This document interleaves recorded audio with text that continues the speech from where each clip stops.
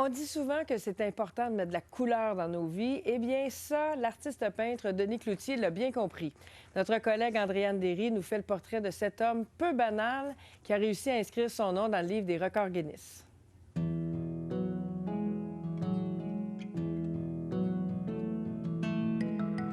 Il y a des tableaux, c'est par centaines, peut-être 400, 500 tableaux qui ont été peints.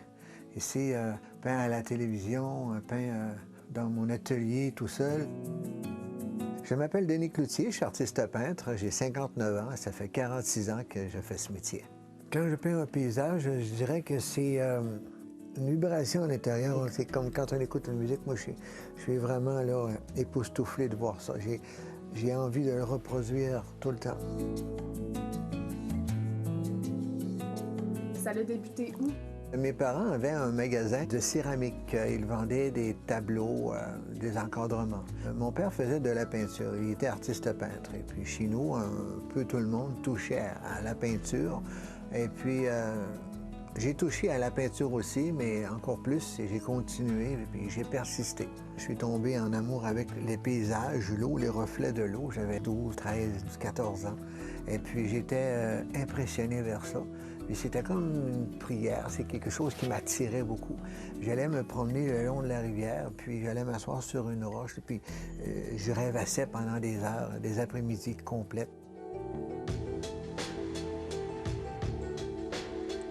L'enfance, c'est une enfance de violence. C'est une enfance de violence extrême. C'est les coups, les punitions, l'intimidation verbale, l'intimidation constante, régulière. Au tout début, je me sentais comme une proie. Je me sentais comme un malchanceux. Je disais, ça n'a pas de bon sens, pourquoi la vie nous fait vivre ça? Puis par la suite, on évolue, on pense autrement, on voit les choses différemment, puis les problèmes deviennent des solutions. Est-ce que la peinture, comme passion, vous a un peu sauvé la vie? Oui, la peinture m'a sauvé la vie. C'est carrément une évolution, comme les sentiments exprimés, tout en n'étant pas libre. Je pouvais le faire librement, puis m'exprimer en couleur, en forme. C'est un journaliste qui a écrit ma biographie et puis je lui ai raconté tout ce qui en était et puis de la façon que je le vivais, comment est-ce que je me ressentais dans tout ça. Et puis lui a écrit dans ses mots la façon que je me suis exprimé.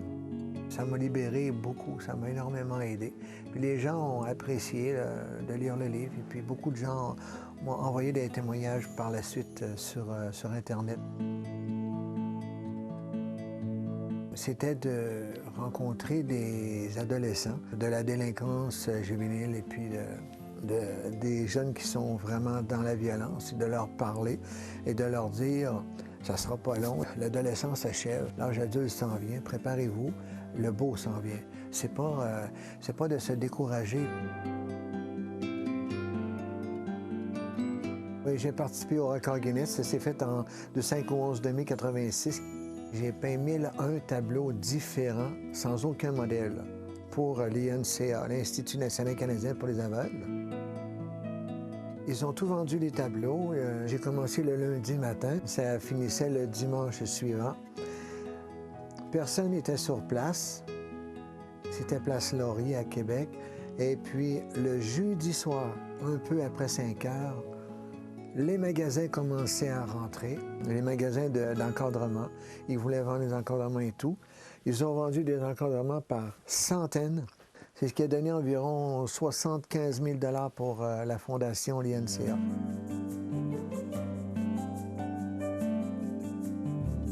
Je suis fier d'avoir accompli ce que j'ai accompli. J'aurais aimé accomplir encore plus, mais il y a encore du temps devant moi.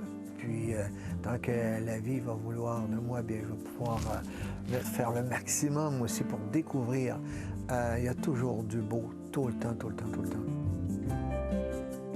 Les couleurs m'attirent. C'est comme quelqu'un qui regarde un bijou au soleil, mais qui le regarde, il voit tout un éclat de couleurs inimaginable. C'est vraiment là, ce qui vient me chercher, comme une musique.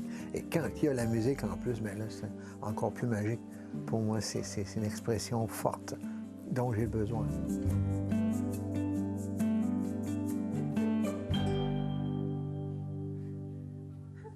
Monsieur Cloutier, je trouve que vous avez beaucoup de talent. Et ce que je trouve vraiment formidable, c'est tout le travail que vous faites auprès des jeunes.